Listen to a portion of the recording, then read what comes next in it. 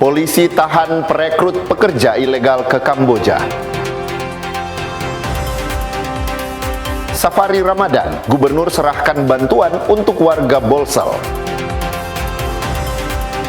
Turnamen tenis meja perebutkan Piala Wali Kota Tomohon.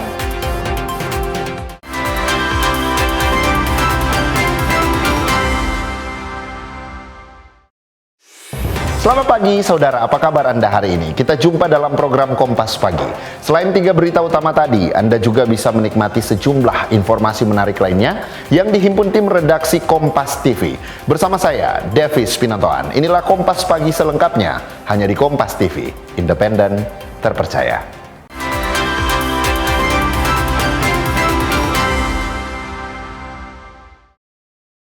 Kita ke info yang pertama saudara, pihak kepolisian memastikan pelaku pemberangkatan tenaga kerja ilegal ke Kamboja sebagai admin judi online ditahan. Satu orang perempuan berinisial IAL yang sebelumnya ditangkap saat hendak berangkat ke Kamboja pada Februari yang lalu kini telah ditahan. Dalam proses konferensi Selasa siang, Dires PPA PPO Polda Sulawesi Utara menyebut IAL diketahui berperan sebagai tukang rekrut calon tenaga kerja yang akan dikirim ke Kamboja sebagai admin judi online. Sebelumnya, IAL ditangkap di Bandar Samratulangi Manado bersama dengan 2 orang lainnya, yakni CAM dan MP, saat hendak menuju Kamboja melalui kota Medan. Dilakukan upaya penahanan, upaya paksa berupa penahanan terhadap tersangka IAL. Tersangka IAL salah satu dari ketiga yang akan berangkat, tapi pendalaman kami ternyata dia berperan juga dalam hal perekrutan. Menurut keterangan polisi, IML juga terhubung dengan seorang warga Indonesia yang berada di Kamboja yang berperan memfasilitasi proses pemberangkatan. Swingli Mandares, Kompas TV Manado, Sulawesi Utara. Sementara itu, Polresta Manado berhasil menangkap seorang pengedar obat keras dan menyita ribuan pil obat keras jenis Trixpendil sebagai barang bukti. Polresta Manado menahan pria berinisial RT yang diketahui menjadi pengedar obat-obatan keras jenis Trixpendil di wilayah Kecamatan Singkil, Kota Manado. Dari tangan pelaku, polisi menyita 4.011 pil Trixpendil, 1 tas dan 1 handphone seluler. Polisi menduga obat-obat keras yang dijual oleh RT kerap dibeli oleh anak-anak muda yang sering terlibat tawuran di Kota Manado. TKP atau Lokus Delikti, tempat kejadian perkara pengungkapan tindak pidana ini yaitu di wilayah Kecamatan Singkil, di mana kita ketahui bersama beberapa waktu yang lalu, sebulan yang lalu, bahwa di wilayah Kecamatan Singkil ini sering terjadi aksi-aksi tawuran antar kelompok anak muda. Nah, inilah yang dijadikan market atau lokasi pemasaran dari pelaku peredaran gelap obat keras jenis Trixpendil ini. Kombes Pol Irham Halid menegaskan saat ini pelaku pengedar obat keras tersebut telah ditahan dan akan mempertanggungjawabkan perbuatannya. Swingli Mandares, Kompas TV Manado, Sulawesi Utara. Polres Minahasa Selatan menggelar konferensi pers terkait pengungkapan 2 kasus dugaan pembunuhan yang terjadi di bulan Februari 2026 lalu. Adapun peristiwa pembunuhan terjadi di Desa Matani, Kecamatan Tumpaan, dilakukan 2 terduga pelaku, dan kasus pembunuhan di Desa Raprap, Kecamatan Tatapaan, dilakukan seorang terduga pelaku. Kasat Reskrim didampingi Kasih Humas Polres Minahasa Selatan AKP Ronald Wauran bahwa motif pembunuhan yang dilakukan terduga pelaku GM terhadap korban CT alias Kristo ditenggarai soal kesalahpahaman yang sebelumnya mereka sedang berpesta miras. Sedangkan keterlibatan terduga pelaku PM yaitu yang menawarkan senjata tajam berupa pisau kepada GM. Kejadian terjadi tanggal 11 Februari 2026 lalu di Desa Matani, sehingga korban tewas setelah mendapat tusukan di bagian dada kiri oleh pelaku GM. Sementara terduga pelaku JJ menghilangkan nyawa korbannya, FA alias Fandi, terjadi pada 16 Februari 2026 lalu di Desa Raprap dengan motif kecemburuan. Diduga adanya hubungan gelap korban dengan istri pelaku. Perlakuan pelaku JJ menikam sebanyak 3 kali tusukan di bagian tubuh korban dan akhirnya meninggal dunia. Terkait dengan kasus tindak pidana pembunuhan yang terjadi di tanggal 11 Februari 2026 Jadi ada 2 tersangka yang kita amankan, yaitu tersangka GM umur 18 tahun, kemudian yang kedua tersangka PM umur 19 tahun. Untuk tersangka GM kami kenakan pasal 459 KUHP di KUHP yang baru.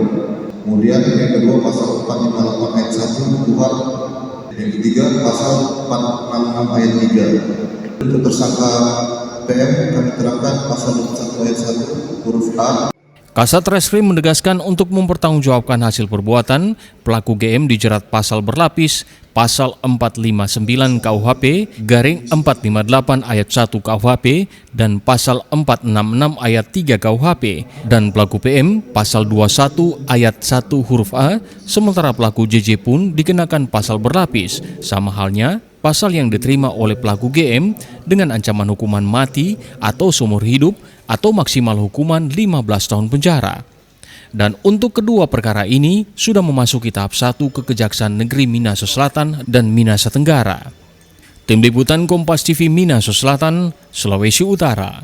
Saudara, polisi menangkap seorang pria terduga pelaku pencurian kendaraan bermotor di sebuah toko motor di Kabupaten Maros, Sulawesi Selatan. Pelaku ditangkap di Kota Makassar usai polisi melakukan penyelidikan berdasarkan laporan polisi sejak Januari 2026.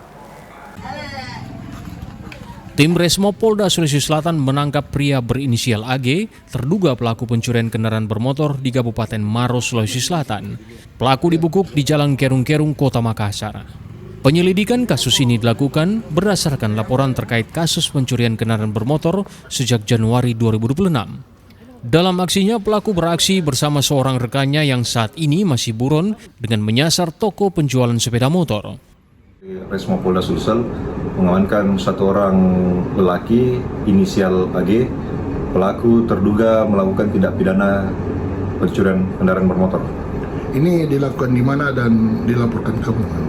Jadi berdasarkan LPB bulan Januari 2026 dari Polres Maros, kami melakukan penyelidikan dan akhirnya setelah serangkaian penyelidikan kami bisa mengamankan lelaki tersebut. Itu dia melakukan aksi seperti bagaimana? Jadi kami jelaskan LKAG ini melakukan tindak pidana pencurian bermotor dengan cara mencuri kendaraan bermotor di salah satu toko tempat penjualan kendaraan bermotor. Jadi pada saat melakukan pencurian tersebut, LKAG ini bersama dengan satu orang rekan lainnya masuk ke dalam toko. Perannya dia merusak gembok toko tersebut, kemudian masuk mengambil motor yang ada di dalam toko tersebut. Terkait kasus pencurian sepeda motor ini, polisi masih melakukan pengembangan dengan mengejar satu rekan pelaku. Adapun pelaku AG kini diserahkan ke Polres Maros untuk proses hukum lebih lanjut. Arif Tirtana, Kompas TV Makassar, Sulawesi Selatan.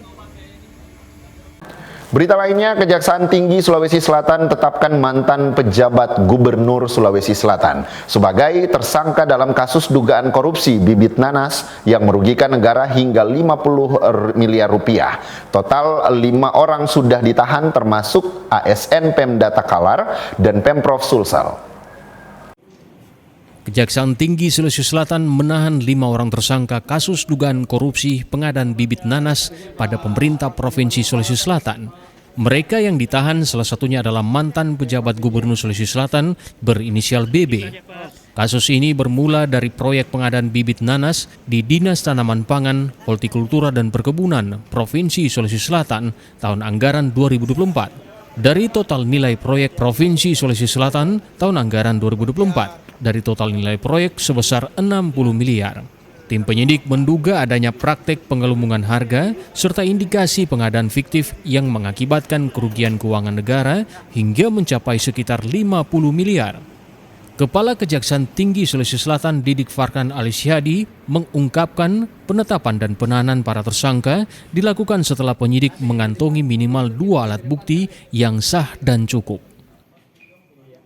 Ditsus Kejaksaan Tinggi Sulawesi Selatan telah melakukan penahanan terhadap 5 orang tersangka.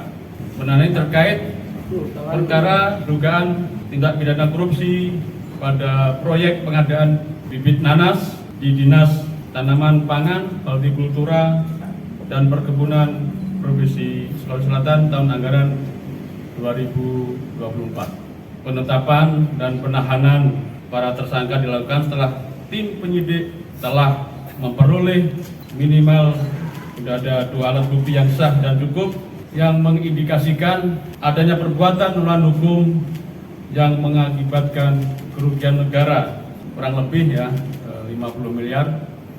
Jika hitung BPKB nih bentar lagi keluar.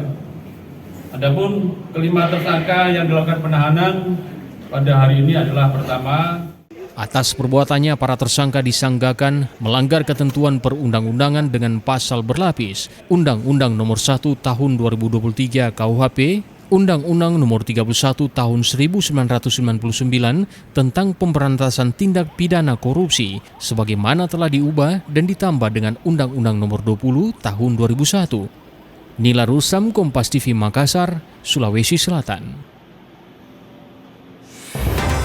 Informasi jelang Lebaran, harga telur ayam naik. Tetaplah bersama kami.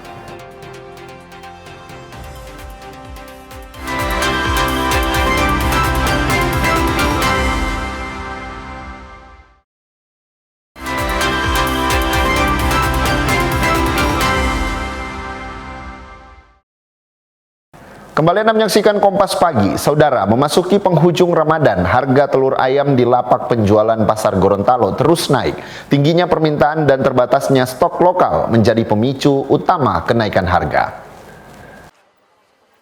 Menjelang akhir bulan Ramadan, harga telur ayam di pasar dan lapak pedagang di Gorontalo terus merangkak naik. Di salah satu lapak, stok sekitar 2.000 bak telur ayam bahkan habis terjual dalam waktu kurang dari 1 minggu. Harga telur ayam kini berkisar antara Rp65.000 hingga Rp75.000 per bak. Sedangkan untuk kualitas super dibanderol dengan harga Rp80.000. Angka ini naik sekitar Rp8.000 dibandingkan beberapa pekan sebelumnya.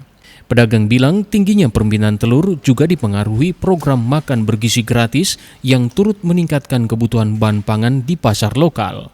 Terbatasnya pasokan telur di Gorontalo membuat pedagang mendatangkan dari luar daerah untuk menjaga ketersediaan stok. Biasa dari harga cuma 1.900 atau 1.800, sekarang sudah 2.200 sama 2.300. Iya, sebenarnya sangat pengaruh, cuma puasa ini kan semua orang butuh telur, bikin kue, untuk kue-kue takjil. Jadi biar mahal, kita pun mau beli. Sementara kenaikan harga juga terasa di tingkat konsumen. Telur yang sebelumnya dijual sekitar Rp2.000 per butir, kini naik sekitar Rp400 per butir. Iya, naik. Biasa ini cuma 2.000, so 2.400, 2.500 paling tinggi. Naik mungkin bikin kue, apa, konsumsi apa, makan bubur ayam. Tuh, apalagi ada MBG begini tuh. Pembeli berharap kenaikan harga telur tidak terus berlanjut hingga menjelang Lebaran. Fikar Buntuan, Kompas TV, Gorontalo.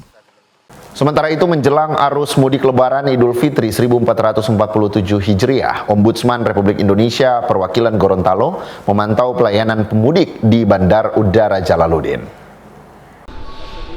Pemantauan ini dilakukan untuk memastikan kesiapan layanan transportasi udara bagi masyarakat yang akan mudik melalui jalur darat, laut maupun udara. Dalam kunjungannya, Ombudsman memastikan sejumlah fasilitas yang berkaitan langsung dengan pelayanan penumpang, termasuk kelayakan pesawat yang akan digunakan oleh para pemudik. Selain itu, tim juga mengecek hasil pemeriksaan teknis atau ground check pesawat, ketersediaan layanan kesehatan bagi penumpang, serta fasilitas pendukung bagi penyandang disabilitas seperti ruang tunggu dan akses kamar kecil. Dari pemantauan sementara, Ombudsman menilai pihak bandara telah menyiapkan posko pelayanan bagi pemudik, dijadwalkan akan mulai dibuka pada hari Jumat mendatang. Ombudsman juga memberikan saran kepada pengelola bandara agar menyediakan call center atau pusat pengaduan bagi pemudik yang ingin menyampaikan keluhan, aspirasi, maupun kritik terkait pelayanan di bandara. Tujuan ini dalam rangka pemantauan pelayanan bagi pemudik, baik di darat, laut, dan udara. Kebetulan hari ini kami jadwalnya di Bandara Jalaluddin. Kami mengecek beberapa fasilitas yang terkait dengan pelayanan kepada masyarakat. Dan juga kelayakan pesawat yang digunakan oleh para pemudik di Gorontalo. Kami memeriksa hasil pengecekan ramcek. Kami juga memeriksa ketersediaan fasilitas kesehatan bagi pemudik. Kami juga mengecek fasilitas bagi disabilitas agar disabilitas ini punya aksesibilitas baik ruang tunggu maupun di ruang kamar kecil bagi disabilitas. Kami menilai bandara ini sudah siap menerima pemudik karena petugas yang disiapkan sudah sedia. Pemantauan ini diharapkan pelayanan kepada masyarakat selama arus mudik dapat berjalan aman, nyaman, dan sesuai standar pelayanan publik. Agustiar Ramatia Arjoyo, Kompas TV, Gorontalo. Sementara itu, pihak Pertamina Regional Sulawesi memastikan pasokan bahan bakar minyak BBM dalam kondisi aman. Warga diminta jangan panik buying, terutama di bulan Ramadan ini. Jelang arus mudik Idul Fitri, Pertamina Patraniaga Regional Sulawesi menjamin ketersediaan stok di seluruh wilayah Sulawesi dalam keadaan aman. Pertamina memprediksi penggunaan BBM dan LPG akan meningkat dibandingkan biasanya. Pihak Pertamina Regional Sulawesi meminta masyarakat untuk tidak panik buying. Pemerintah Provinsi Sulawesi Selatan juga melakukan pengecekan di SPBU Ratulangi, meminta Pertamina untuk memastikan stok BBM dan LPG di Sulawesi Selatan terpenuhi. Pada hari ini sudah dilaksanakan sidak bersama Dinas ESDM ya Pak. Kami dari Pertamina memastikan untuk pasokan stok BBM maupun LPG untuk periode Ramadan dan Idul Fitri kita jamin ketersediaan stok insya Allah aman sampai dengan bulan suci Ramadan maupun pada saat hari raya Idul Fitri. Jumlahnya stoknya cukup aman, jadi masyarakat tidak perlu khawatir dan tidak perlu panik buying. Untuk ketersediaan stok kita aman ya sampai dengan akhir Ramadan. Menjelang Lebaran dan pasca Lebaran insyaallah terpenuhi, dan kami dari pemerintah provinsi berdasarkan arahan dari Bapak Gubernur untuk terus berkoordinasi dengan teman-teman Pertamina, termasuk mungkin dari Kementerian SDM, sehingga mungkin untuk kedepannya persiapan Lebaran sampai selesai Lebaran itu kebutuhan dan ketersediaan dari LPG dan BBM cukup tersedia, insya Allah mudah-mudahan. Dan kami himbau juga, tadi sudah disampaikan, termasuk kami himbau ke masyarakat supaya tetap berjalan normal, tidak ada kepanikan, karena insya Allah mudah-mudahan ketersediaan BBM dan LPG untuk Lebaran dan pasca Lebaran insya Allah terpenuhi. Dari pantauan Kompas TV di sejumlah SPBU, antrian kendaraan masih tergolong normal. Rama Pratama, Kompas TV Makassar, Sulawesi Selatan. Berita lainnya, Kapolda Gorontalo menggelar buka puasa bersama puluhan anak yatim di Masjid Polda Gorontalo. Selain berbuka puasa bersama, anak-anak yatim juga menerima santunan dan perlengkapan sekolah. Suasana hangat dan penuh kebersamaan terlihat di Masjid Polda Gorontalo saat Kapolda Gorontalo menggelar kegiatan buka puasa bersama puluhan anak yatim. Kegiatan ini menjadi momen berbagi keberkahan di bulan suci Ramadan, sekaligus mempererat silaturahmi antara Polda Gorontalo dengan masyarakat. Dalam kegiatan tersebut, Kapolda Gorontalo juga menyerahkan santunan kepada anak-anak yatim berupa uang tunai, peralatan sekolah, serta paket makanan. Bantuan ini diharapkan dapat memberikan kebahagiaan dan semangat bagi anak-anak yatim, terutama di momen Ramadan yang penuh berkah. Kapolda Gorontalo mengatakan, kegiatan ini merupakan bentuk kepedulian Polda Gorontalo terhadap anak yatim, sekaligus wujud rasa syukur dan keinginan untuk berbagi kepada mereka yang membutuhkan. Biasa ini bulan baik untuk kita berbagi, ya. Kemarin sudah dengan masyarakat, sekarang dengan anak-anak kita, anak yatim, anak kita semua. Ya, intinya juga bukan hanya karena ini aja, bukan bersama saja, melainkan silaturahmi. Dan ini awal daripada hubungan kita selanjutnya bisa dilanjutkan di momen lain. Ya, ada hikmah di sini. Kita memberikan semangat kepada anak-anak kita bahwa mereka tidak sendiri. Ada kita semua yang mendampingi. Itu maknanya daripada kegiatan hari ini. Kegiatan buka puasa bersama ini diharapkan dapat menumbuhkan rasa kepedulian sosial serta memperkuat semangat berbagi di tengah masyarakat, terutama di bulan suci Ramadan.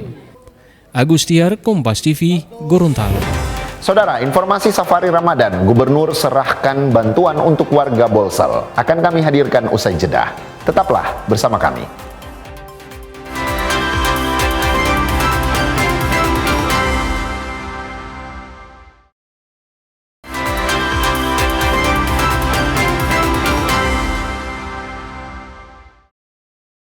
Terima kasih Anda masih bersama kami di Kompas Pagi. Saudara, Gubernur Sulawesi Utara Julius Selvanus melantik 2 pejabat tinggi Pratama Eselon 2 di lingkungan pemerintah Provinsi Sulawesi Utara pada Selasa siang di salah satu hotel di Kota Mobagu, Sulawesi Utara. Pejabat tinggi Pratama Eselon 2 yang dilantik adalah Sainuddin Saleh Hilain yang didefinitifkan sebagai Kepala Dinas Komunikasi, Informatika, Persandian dan Statik atau Kominfo Provinsi Sulawesi Utara yang sebelumnya menjabat sebagai Sekretaris Diskominfo Sulawesi Utara dan Weldy Rudi Poli sebagai Kepala Dinas Lingkungan Hidup Pemprov Sulut. Dari sebelumnya menjabat sebagai Kepala Biro Pengadaan Barang dan Jasa atau PBJ Pemprov Sulut. Kepala Dinas Kominfo Pemprov Sulut Sainuddin Saleh Hilain mengapresiasi tanggung jawab yang diberikan gubernur kepadanya dan berjanji akan segera menjalankan sejumlah program yang menyentuh langsung masyarakat Sulawesi Utara. Terima kasih kepada Bapak Gubernur serta Pak Pelasekro, Pak Tahlis ya sebagai Kadis Koperasi saat ini. Jadi beliau banyak membantu dalam proses untuk definitifan ini. Yang jelas gini, jadi setelah saya menjadi definitif, ini menambah kekuatan buat kami untuk melaksanakan program-program pemerintah. Program-program Pak Gubernur, terutama nanti berkaitan dengan Kominfo. Kominfo ini saya pengen supaya ini menjadi show Windows-nya Sulut. Jadi dia menjadi tempat orang mencari informasi dan tempat untuk menampung semua data. Kami sedang merancang portal yang bisa menampung semua data, semua informasi tadi. Kemudian juga kita sedang merancang program pusat data satu komando. Pelantikan pejabat tinggi Pratama Eselon 2 kali ini tercatat sebagai yang pertama kalinya dilaksanakan di luar kota Manado, di mana sebelumnya selalu dilakukan di lingkungan Pemprov Sulawesi Utara. Edward Siwi, Kompas TV, Kota Mobagu, Sulawesi Utara. Sementara itu, Gubernur Sulawesi Utara Julius Selvanus beserta jajaran menggelar safari Ramadan di Bolaang Mongondo Raya, Senin 9 hingga Rabu 11 Maret 2026. Di hari pertama, Gubernur Selvanus mengunjungi Bolaang Mongondo Selatan dan menyerahkan sejumlah bantuan bagi warga di sana. Jelang Hari Raya Idul Fitri 1447 Hijriah, Gubernur Sulawesi Utara Julius Selvanus bersama jajaran pemerintah Provinsi Sulawesi Utara menggelar safari Ramadan 1447 Hijriah di sejumlah wilayah Bolaang Mongondo Raya, dimulai hari Senin 9 Maret 2026 hingga Rabu 11 Maret mendatang. Di hari pertama safari, sejumlah agenda dilaksanakan gubernur dan jajaran. Pertama, Gubernur Selvanus menyinggahi Pondok Pesantren Al-Hidayah di Desa Tadoy, Bolaang Mongondo. Di sini gubernur sempat berdialog dengan pimpinan dan pengurus Ponpes dengan memberikan bantuan musola, pagar Ponpes dan asrama putri bagi pesantren yang pernah dikunjunginya saat Pilkada 2024 lalu. Selanjutnya Gubernur Selvanus dan rombongan bertolak ke Bolaang Mongondo Selatan, tepatnya di lokasi alun-alun Pemkab Bolaang Mongondo Selatan. Di sini juga sejumlah bantuan diserahkan untuk pemerintah dan masyarakat Bolaang Mongondo Selatan. Bantuan yang diberikan diantaranya bantuan hibah rumah ibadah, bantuan nutrisi cegah stunting, bantuan jaminan kematian, dan sejumlah bantuan lainnya. Selanjutnya, Gubernur berbuka puasa bersama masyarakat Bolaang Mongondo Selatan. Kemudian acara buka puasa ini diiringi dengan doa-doa. Menuju ke sini perlu doa Pak Bupati dan seluruh masyarakat. Perlu doa supaya perjalanan sepanjang jalan dari Manado sampai di Bolsel selamat, sehat, tepat waktu. Tadi tepat waktu persis ya. Itu kalau lari itu pas janjinya pas masuk. Jadi nggak terlambat satu detik pun. Kemudian bisa bertemu dengan semua masyarakat keterwakilan di Kabupaten Bolaang Mongondo Selatan. Kita bisa lakukan di hari bulan puasa saat ini, 5 tahun lalu sudah kita lakukan. Kita akan programkan mudah-mudahan setiap tahun kita bisa melakukan safari Ramadan. Izin Pak Gubernur atas nama pemerintah daerah dan seluruh masyarakat Kabupaten Bawang Mondo Selatan, kami menyampaikan selamat datang kepada Bapak Gubernur Sulawesi Utara beserta Ibu dan rombongan di Bawang Mondo Selatan dengan bahasa Bolango Done Yumamai, bahasa Gorontalo Mato Duolo, bahasa Mongondo Degak Niondon. Bapak Gubernur, perlu kami sampaikan di tempat ini kami menyediakan tempat duduk sekitar 1000 dan kami mohon maaf di dalam ruangan ini bermacam-macam warna Pak Gubernur. Sebelum bertolak ke kota Kota-Umbagu, Gubernur Silvanus meninjau RSUD Bolaang Mondo Selatan yang baru saja dibangun dengan renovasi total. Di sini Gubernur berkeliling seputar RSUD untuk melihat fasilitas yang disediakan RSUD ini. Safari Ramadan hari kedua akan dilanjutkan di Kota Mubagu. Edward Siwi, Kompas TV, Bolaang Mondo Selatan, Sulawesi Utara. Berita lainnya, saudara, jelang Idul Fitri 1447 Hijriah, Kodam 13 Merdeka menggelar Bazar Ramadan yang menjual sejumlah bahan pokok dengan harga yang lebih terjangkau dibanding harga pasaran yang berlaku. Beragam bahan pokok yang dijual yakni beras, minyak goreng, telur ayam, cabai rawit, bawang merah, hingga bawang putih. Warga Kota Manado terutama yang bermukim di sekitar markas Kodam 13 Merdeka Teling Atas memadati Bazar Ramadan yang digelar Kodam 13 Merdeka Selasa pagi. Sejak pagi, para warga tampak antri untuk membeli beragam kebutuhan pokok, diantaranya beras premium maupun beras SPHP, telur ayam, minyak goreng, cabai rawit, bawang putih, bawang merah, dan lainnya. Puluhan stand dari berbagai satuan di Kodam 13 Merdeka dan pihak swasta tampak menjual beragam kebutuhan pokok sehari-hari. Harga bahan pokok yang ditawarkan relatif lebih terjangkau dibandingkan harga pasar saat ini. Beras SPHP dijual Rp58.000 per 5 kg, beras premium merek 2 Merpati dijual Rp50.500 per kilogram, dan cabai merah dijual Rp35.000 per kilogram. Pangdam 13 Merdeka Majen TNI Mirsa Agus membuka dan meninjau pelaksanaan Bazar Ramadan yang menjual bahan pokok dengan harga lebih terjangkau ini. Diharapkan meringankan kebutuhan warga, terutama yang akan menyambut Idul Fitri 1447 Hijriah. Kodam 13 Merdeka menyelenggarakan Bazar Berkah Ramadan 1447 Hijriah. Kami harapkan kegiatan ini bisa membantu masyarakat sekitar Makodam khususnya Kota Manado pada umumnya dalam mendapatkan sembako murah di saat menjelang Lebaran Idul Fitri. Kami melihat antusias dari keluarga besar Kodam, juga masyarakat tadi kami lihat cukup banyak. Ini akan kita selenggarakan selama 3 hari ke depan. Warga yang memadati pelaksanaan Bazar Ramadan ini mengaku bersyukur pelaksanaan Bazar turut meringankan pengeluaran rumah tangga sehari-hari, terutama di tengah fluktuasi harga bapok di bulan Ramadan.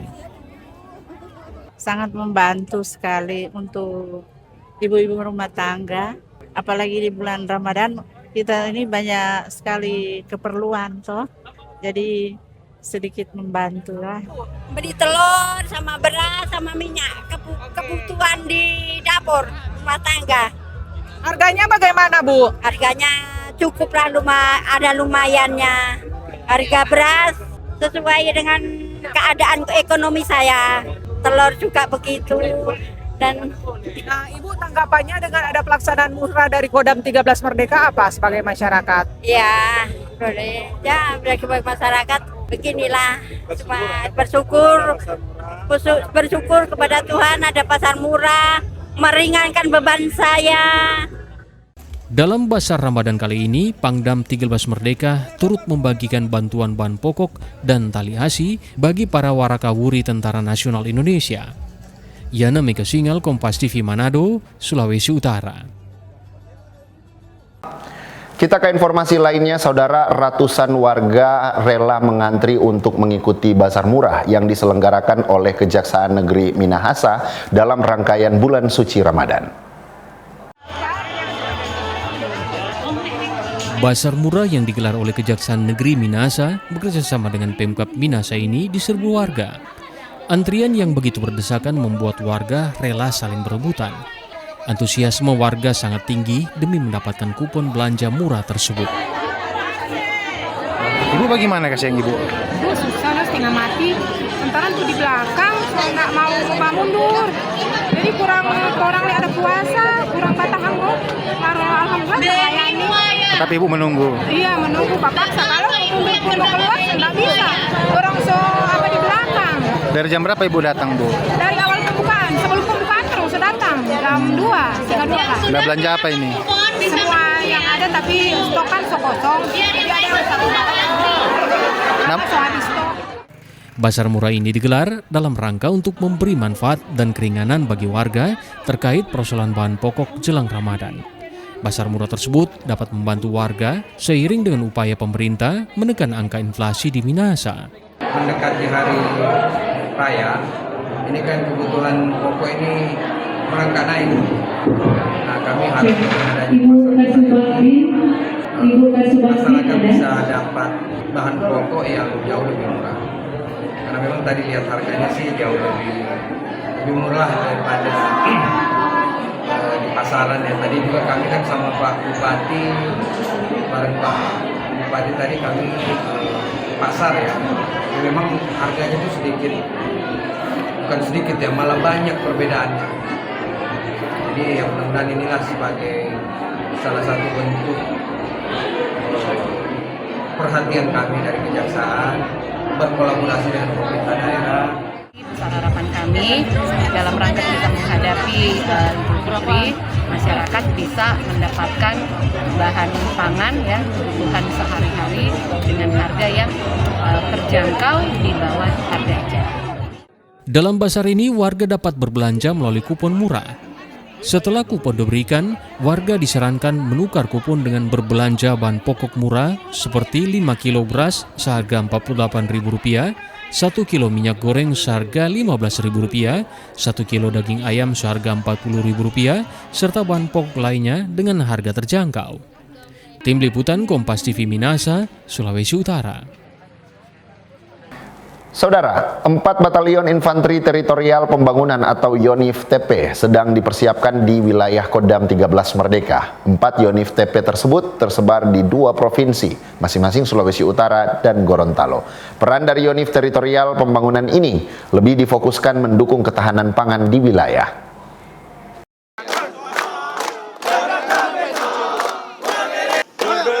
Pembangunan YONIF TP di wilayah Kodam 13 Merdeka tengah berproses. Tahun 2025 hingga 2026, ada 4 markas batalion baru yang secara bertahap mulai dibangun. 4 batalion teritorial pembangunan tersebut, yakni YONIF TP 824 di Sumalata, Gorontalo Utara, YONIF TP 868 di Bola Mongondo Timur, YONIF TP 915 di Boalemo, dan YONIF TP 916 di Kota Bitung. Masing-masing batalion akan diperkuat dengan 500 hingga 600 prajurit TNI Angkatan Darat, baik Tantama maupun Bintara. Sembari menunggu rampungnya markas YONIF Teritorial Pembangunan tersebut, Kodam 13 Merdeka berkoordinasi dengan pemerintah daerah setempat menyiapkan marshaling area atau tempat konsolidasi prajurit yang akan mengisi satuan YONIF Teritorial Pembangunan tersebut. Pangdam 13 Merdeka berharap kehadiran Batalion Teritorial Pembangunan akan memperkuat ketahanan pangan wilayah serta meningkatkan stabilitas keamanan wilayah.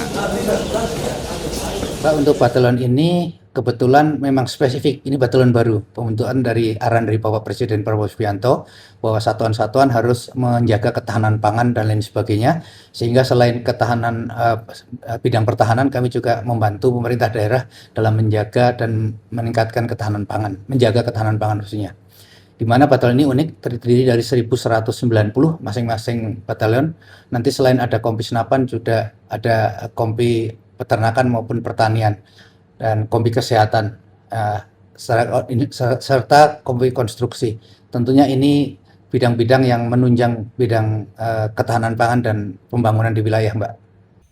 Kehadiran YONIF Teritorial Pembangunan ini tidak hanya memperkuat ketahanan negara, tetapi juga menjadi bagian dari motor penggerak percepatan pembangunan, perekonomian, dan stabilitas wilayah, serta memperkuat kemanunggalan TNI dengan rakyat secara khusus di wilayah Provinsi Sulawesi Utara dan Gorontalo. Tim Liputan Kompas TV Manado, Sulawesi Utara.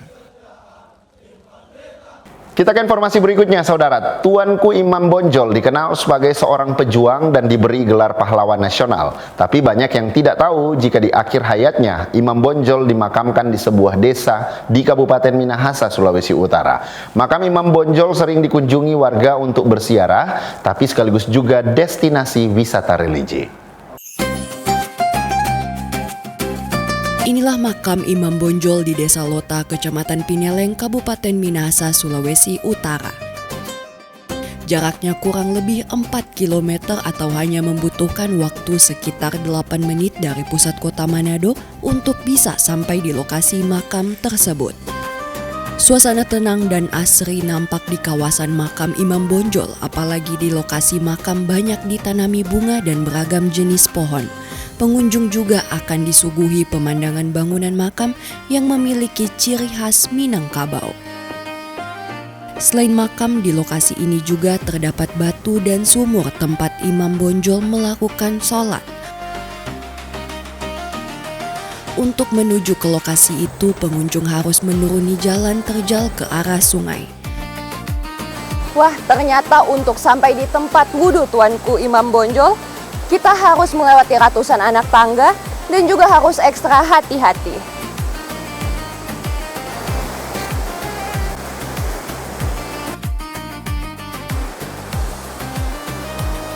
Inilah tempat Tuanku Imam Bonjol melaksanakan sholat di atas batu dan mengambil air wudhu di mata air. Makam Imam Bonjol selalu menjadi favorit warga untuk berziarah maupun berwisata religi. Biasanya di momen bulan Ramadan selalu ada warga muslim yang datang berkunjung. Selain berdoa, mereka juga ingin mengetahui sejarah perjuangan hingga cerita akhir hayatnya di Minahasa. DP tempat sih, ya kan tadi sempat lihat di Maps sama DP di Google itu. Soalnya itu kan pejuang itu Muslim, jadi baru tahu di sini. Jadi rasa kayak Manado itu kayak laboratoriumnya toleransi agama. Jadi begini DP sejarah. Imam Bonjol dalam masa pengasingannya tetap tekun dan teguh dalam imam keislaman. Menurut cerita, selain beternak dan menanam, Imam Bonjol juga sering dikunjungi para pengikut Kiai Mojo yang berada di Tondano Minahasa untuk mendalami ilmu agama. Nah, leluhur kami adalah yang merawat Pak Imam Bonjol pada hari tua sampai wafat. Maka kami ini sebagai generasi dari pengawalnya itu adalah berkewajiban untuk merawat makam ini, Pak. Jadi almarhum selama pengasingan berdua dengan pengawal itu aktivitasnya hari-hari hanya beternak, bertani untuk kesinambungan hidup. Cuma bersosialisasi dengan masyarakat tempat sangat baik, maka diterima dengan baik oleh masyarakat penduduk di Desa Lota ini. Imam Bonjol meninggal pada tahun 1864 dan makamnya kini masih dijaga dan dirawat oleh keturunan pengawal setianya. Di lokasi makam juga didirikan sebuah masjid dan dinamai Imam Bonjol. Anata Samewo, Jimmy Dapar, Kompas TV Manado, Sulawesi Utara. Usai jeda kami akan hadirkan informasi olahraga, di antaranya turnamen tenis meja perebutkan Piala Wali Kota Tomohon. Tetaplah di Kompas Pagi.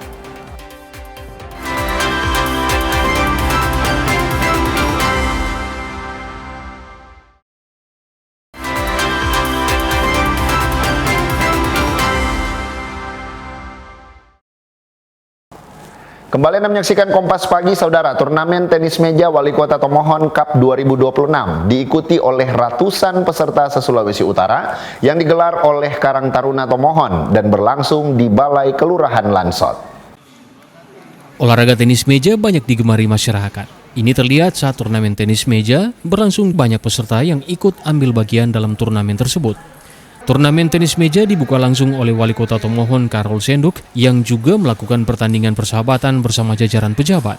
Menurut Ketua Panitia Turnamen Tenis Meja Ricky Benua, dalam turnamen ini ada 4 kategori yang dipertandingkan, yakni kategori beregu divisi 3 sulut, ganda ASN sesulut, tunggal eksekutif yang diikuti oleh para pejabat se-Sulawesi Utara. Ditambahkan benua, jumlah keseluruhan peserta yang ikut dalam turnamen kali ini ada sekitar 160 peserta, masing-masing satu kategori 4 atlet beregu, 2 atlet untuk ganda, dan 1 atlet untuk tunggal. Kategori yang dilombakan, ada berapa kategori?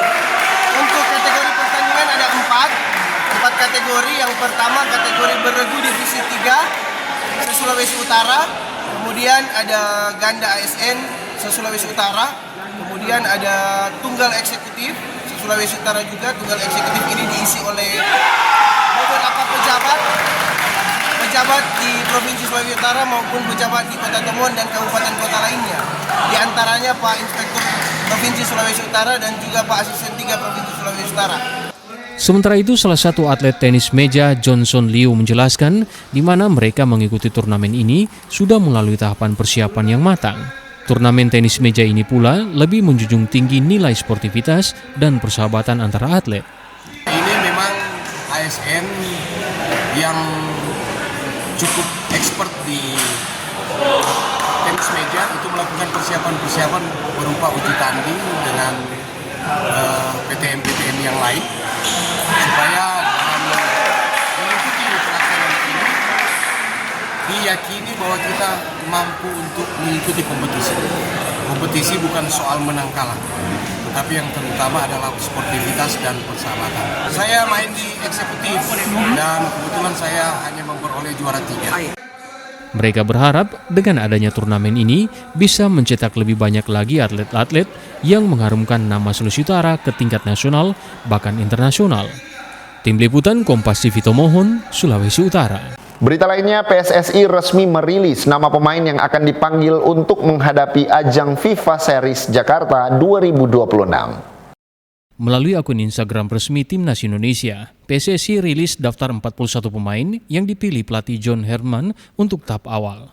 Nama yang dipanggil mayoritas merupakan muka lama langganan Timnas Senior, termasuk Kapten Jai Itzes, Justin Hubner, Kelvin Verdong, Ragnar Uratmangun, hingga Ole Romeni. Sementara beberapa pemain kembali diberi kesempatan membela Panji Garuda seperti Elkan Baget dan Ezra Walian. Dalam daftar ini juga dimasukkan sejumlah pemain debutan, diantaranya Tim Guy Pence dan Victor Detan. Sayangnya tidak ada nama Shane Patinama dan Tom Haye yang mendapat sanksi larangan bertanding 4 kali. Dari 41 nama kemungkinan akan dikerucutkan jelang FIFA Series pada 27 dan 30 Maret. Dalam unggahan juga disebut para pemain akan dikumpulkan mulai 23 Maret. Pemanggilan pemain yang dilakukan John Herman mendapat sorotan di sektor posisi penjaga gawang. Teja Paku Alam tak dipanggil meski pegang rekor 18 clean sheet dari 30 laga di semua ajang musim ini bersama Persib Bandung. John Herman memanggil Emil Audero, Martin Pas, Nadio Argawinata, Hernando Ari, dan Cahya Supriyadi untuk mengawal gawang skuad Garuda di perhelatan FIFA Series 2026. Sang juru racik strategi skuad Garuda memanggil Audero dan Pas memang karena kualitas dan jam terbang yang mereka miliki di level Eropa. Sementara Nadio dan Hernando Ari menjaga palang pintu terakhir yang memiliki jam terbang tinggi di level tim nasional. Dan Cahya Supriyadi tentu saja untuk regenerasi. Namun yang menjadi sorotan tak dipanggilnya Teja Paku Alam yang tampil konsisten di sepanjang musim bersama Persib Bandung. Per 31 tahun tampil di Daya di Super League. Dalam 30 laga, Teja jaga gawang Maung Bandung tetap rawan dalam 18 laga, alias buat rekor clean sheet. Namun, semua keputusan tentu ada di tangan John Herman. Mungkin saja ahli pikir strategi asal Inggris memiliki pertimbangan lain dalam menentukan pilihan pemain. Selain itu, bisa saja Teja akan dipanggil memperkuat skuad Garuda untuk Piala AFF. Absen membela timnas lebih dari 2 tahun, pemain belakang Ipswich Town, Elkan Bagot kembali dipanggil membela Panji Garuda pada ajang FIFA Series. Kepastian ini diperoleh dari keterangan Ketua Badan Tim Nasional PSSI, Sumarji.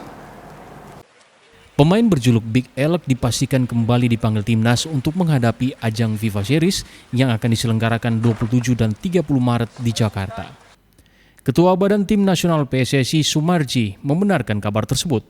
Melalui pesan singkat, Sumarji mengkonfirmasi pemanggilan Big Elk untuk ajang FIFA Series. Elkan Bagot terakhir kali berseragam timnas pada laga Piala Asia kontra Australia 28 Januari 2024. Informasi tadi menutup perjumpaan kita dalam program Kompas Pagi. Saya, Davis Pinantoan, bersama kru yang bertugas mengucapkan terima kasih atas kebersamaan Anda. Tetap saksikan rangkaian program berita di Kompas TV, independen, terpercaya.